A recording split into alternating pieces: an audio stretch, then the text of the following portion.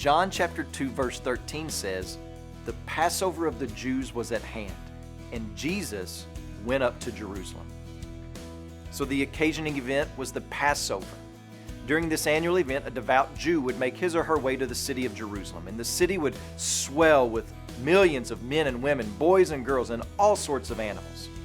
The festival of Passover was celebrated on the 14th day of the lunar month of Nisan, and it was memorializing the night, which is recorded for us in Exodus, when the angel of death passed over the homes that were smeared with the blood of a lamb. If no blood was seen by the angel of death, then the firstborn in the home was killed by the angel of death.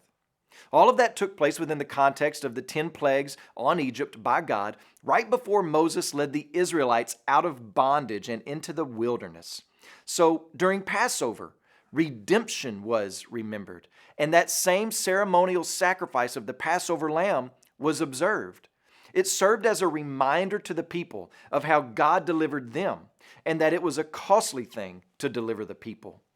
So remember, just previously, John the Baptist has pinpointed Jesus as the Lamb of God who takes away the sin of the world. He is the fulfillment, the true Lamb, the true sacrifice. His life would be given on behalf of the helpless sinner.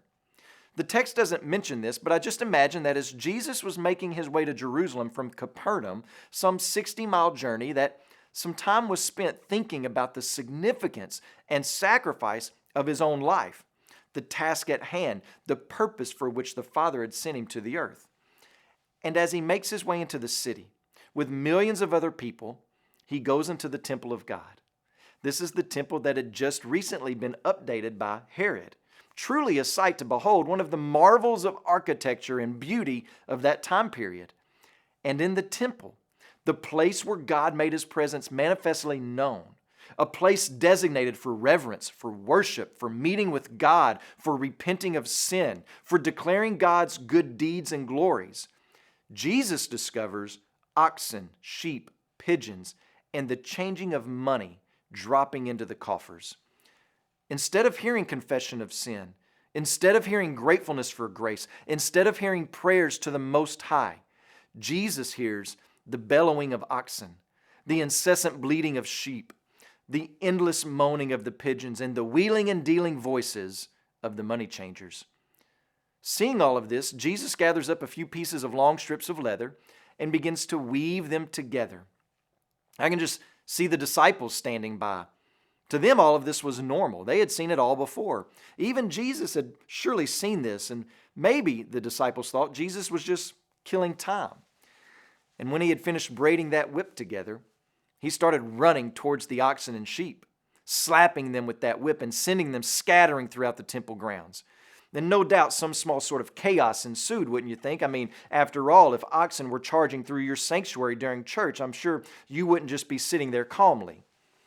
He goes over to the money changers and he grabs their purses and flinging them in the air along with the tables at which they were sitting, and coins going everywhere, and the money changers and the people in the temple on their hands and knees frantically trying to scoop up as much money as they could.